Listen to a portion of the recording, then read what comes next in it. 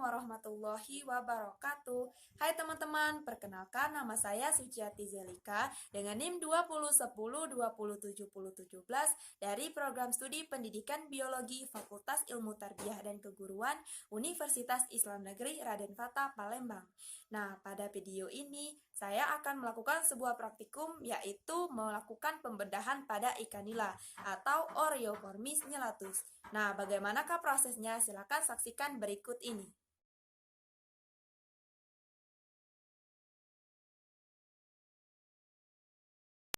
Baiklah teman-teman, berikut ini merupakan alat dan bahan yang digunakan untuk melakukan pembedahan nantinya. Yang pertama yaitu ada styrofoam. Styrofoam ini digunakan untuk meletakkan organ-organ pada ikannya nanti. Dan yang kedua ada pisau. Nah, pisau ini digunakan untuk membuang sisik pada ikannya nanti. Selanjutnya ada pisau kecil. Lalu ada gunting. Selanjutnya ada pinset. Lalu ada sarung tangan. Nah, untuk yang selanjutnya yaitu ada nampan dan juga ikan nila atau Oreoformis nyelatus.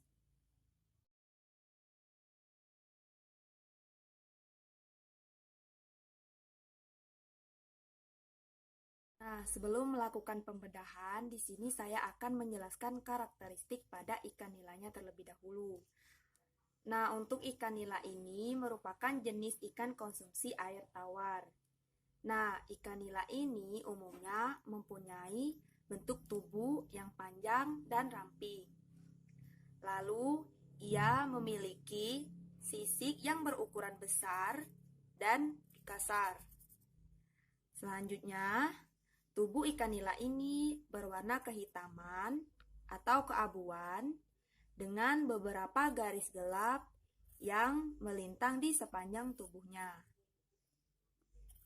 Selanjutnya, untuk bagian ekor, ikan nila memiliki ekor yang bergaris tegak dan lebar. Warnanya tidak terlalu gelap. Selanjutnya, untuk sirip punggung pada ikan nila yaitu memiliki sirip yang tinggi dan disertai dengan garis tegak dan juga runcing. Lalu untuk sirip bagian bawahnya itu, sirip bagian bawah dekat anus, yaitu berbentuk pendek dan melebar. Nah, sering disebut juga dengan pinna analis. Untuk bagian bawah, sirip bagian bawah ini disebut juga dengan pinna pentalis, dan untuk bagian samping ini disebut dengan pinna pectoralis.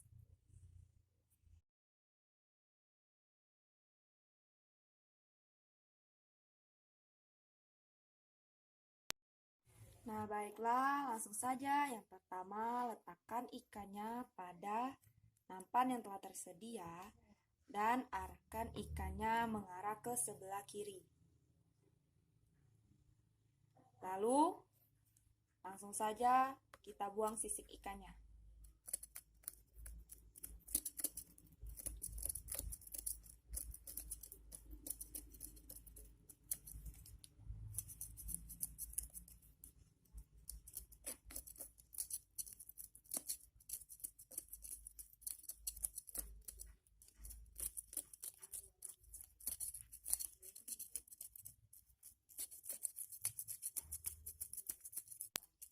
Nah, beginilah tampilan ikan nilayang yang telah dibersihkan sisiknya. Baiklah, langsung saja kita mulai pembedahannya. Nah, untuk pembedahannya ini diawali dari anus, lalu setelah dari anus itu kemudian mengarah ke arah dorsal ikannya. Selanjutnya, pemotongan dilakukan di anterior Lalu di operculum, selanjutnya dari operculum itu dilakukan ke arah ventral ikannya, lalu sampai ke anus. Baiklah, langsung saja kita mulai pembedahan ikannya.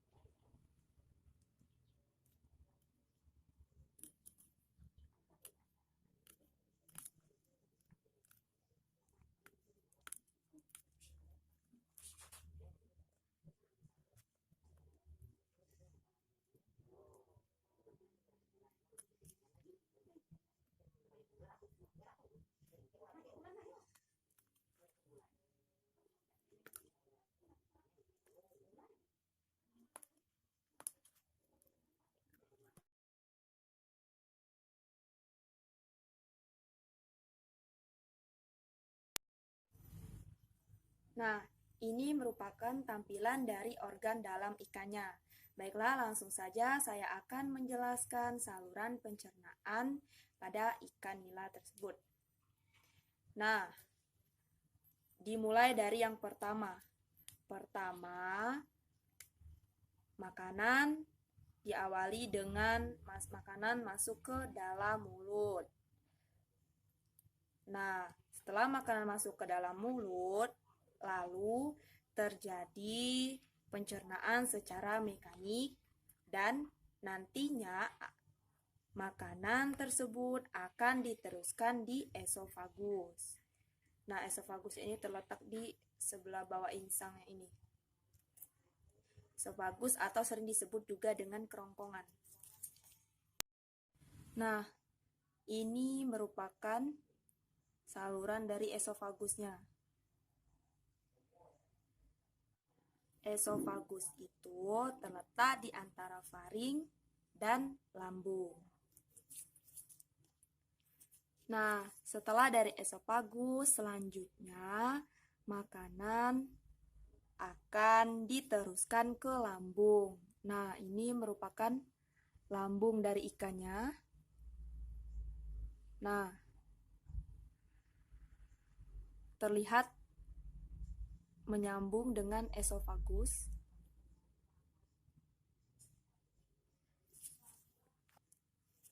Nah, pada lambung ini terjadi pencernaan secara mekanik dan kimiawi. Pencernaan secara mekaniknya yaitu aktivitas kontraksi dari lambung, dan untuk kimiawinya yaitu dari HCl dan enzim. Nah, setelah dicerna di lambung, selanjutnya makanan akan masuk ke dalam usus. Nah, ini terlihat ususnya. Nah, usus ini menyambung ke lambung. Nah,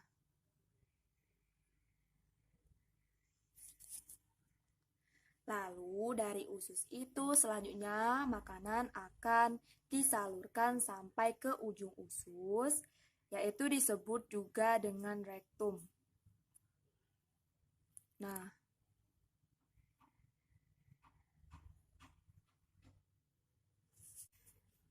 setelah dari rektum, selanjutnya pencernaan terakhir yaitu berada di anus.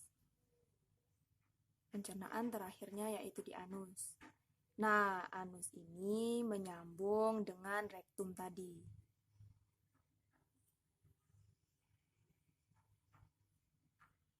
Baik, inilah merupakan sistem pencernaan atau saluran pencernaan pada ikan nila. Nah, setelah saluran pencernaan, selanjutnya yaitu kelenjar pencernaan pada ikan. Untuk yang pertama yaitu ada hati. Nah, ini merupakan hati pada ikannya. Nah, hati ini terdapat sepasang dan berwarna merah kecoklatan yang berfungsi untuk menyimpan vitamin A dan B, mengatur pertukaran urea, menyimpan lemak dan glikogen, serta sebagai penghancur sel darah merah dan kimia darah. Untuk yang selanjutnya yaitu ada empedu. Nah, ini merupakan empedu dari ikannya. Empedu ini menyambung dengan hati tadi. Nah, pada empedu itu terdapat cairan yang berwarna hijau yang berfungsi untuk membantu dalam proses pencernaan. Nah, selanjutnya yaitu terdapat limfa.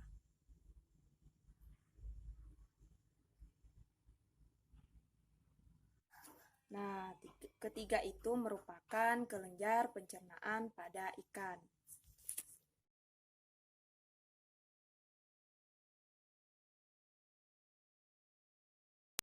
Nah, untuk selanjutnya yaitu mengenai saluran pernafasan atau sistem pernafasan pada ikan nila. Nah, sistem pernafasan pada ikan nila itu terjadi pada insang. Nah, posisi insang pada ikan nila itu terdapat di bagian kepalanya. Nah, ini merupakan insang pada ikannya. Nah, insang ini berwarna merah. Baik, di sini saya akan mencoba mengambil salah satu dari insang ikannya.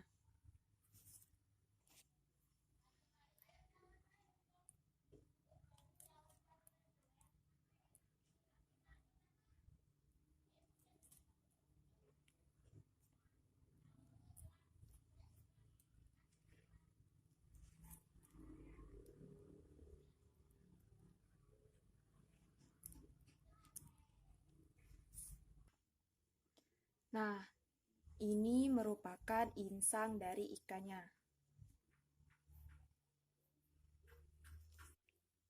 Nah, insang ikan ini terdiri dari 3 bagian, yaitu untuk yang pertama yang berwarna merah ini merupakan disebut dengan infilamen, di mana berfungsi sebagai pertukaran oksigen. Nah, untuk yang berwarna putih ini merupakan tulang sebagai penyokong yang disebut dengan gill-up. Lalu, untuk di bagian atas ini merupakan disebut juga dengan gill tucker, yaitu berfungsi untuk menghindari agar makanan tidak masuk ke saluran pernafasan.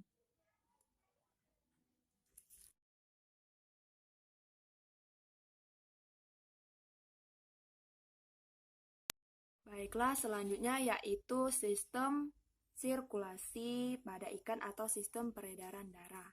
Nah, sistem peredaran darah pada ikan itu terletak pada jantung ikannya. Nah, di sini merupakan jantung ikannya. Ini merupakan bentuk dari jantung ikannya. Untuk sistem peredaran darah ikan, itu merupakan sistem peredaran darah tertutup dan tunggal, di mana darah hanya satu kali masuk ke jantung, kemudian dalam satu kali peredaran, darah selalu berada dalam pembuluh darah.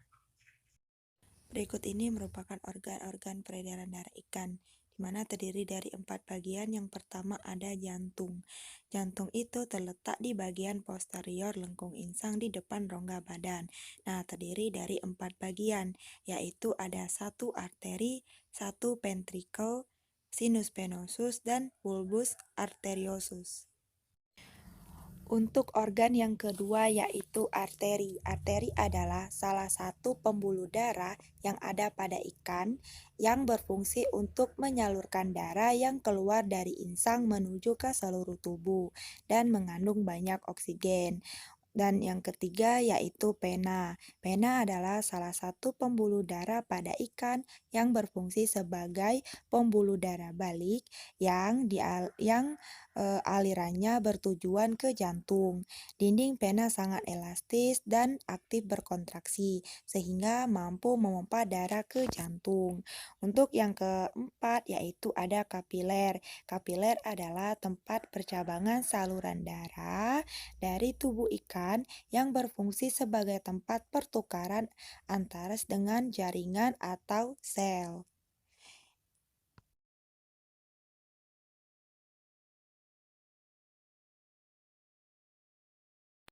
Nah, selanjutnya yaitu sistem saraf pada ikan.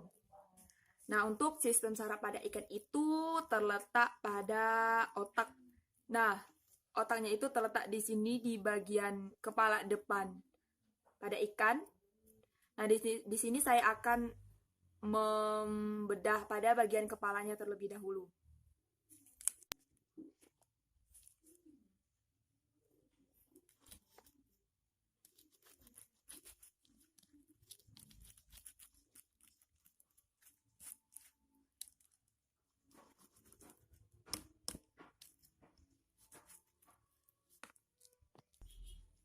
Nah, setelah dibedah, ini merupakan tampilan dari otak ikannya. Nih. Nah, otak ikan ini terdiri dari 5 bagian. Yang pertama yaitu ada telecephalon, yang kedua ada diencephalon, yang ketiga ada mesencephalon, yang keempat ada metacephalon, dan yang kelima ada mielencephalon. Ini merupakan tampilan dari otak ikannya. Bagian yang pertama adalah telecephalon, yaitu otak bagian depan yang berfungsi untuk penerima elaborasi dan penghantar infus bau. Bagian selanjutnya yaitu diencephalon, di mana terletak di sebelah belakang dari terecephalon bagian ventral, melakukan fungsi yang berhubungan dengan hormon dan homeostasis. Selanjutnya yaitu mesencephalon atau otak bagian tengah, relatif berukuran besar dan berfungsi sebagai pusat penglihatan. Selanjutnya yaitu metacephalon. Pada metacephalon terdapat bagian yang menonjol disebut dengan cerebellum. Nah, cerebellum ini memiliki fungsi untuk mengatur keseimbangan tubuh dalam air, mengatur tegangan otot, dan daya anestesi terhadap ruang. Dan yang terakhir ada mielencephalon. Mielencephalon merupakan bagian otak paling belakang atau posterior dengan membran oblongata sebagai komponen utamanya dan merupakan pusat dari syaraf sensorik.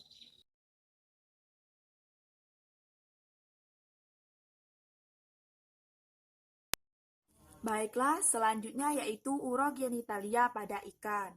Urogenitalia ini terdiri dari sistem urinaria dan sistem genitalia. Nah, pada sistem urinaria, organ yang berperan yaitu berupa ginjal.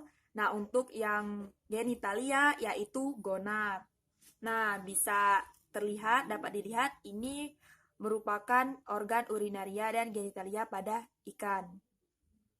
Untuk organ urinaria yaitu berupa ginjal. Nah, ginjal ini terletak di dekat dengan tulang vertebra. Nah, di sini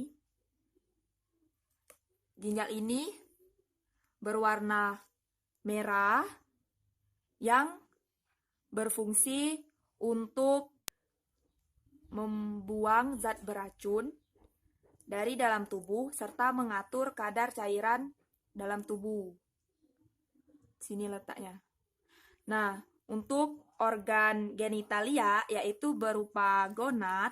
Nah, gonad ini letaknya dekat dengan anus di sini. Ini. Nah, gonad ini berfungsi dalam sistem reproduksi. Nah, selanjutnya kita akan memisahkan organ-organ pada ikannya.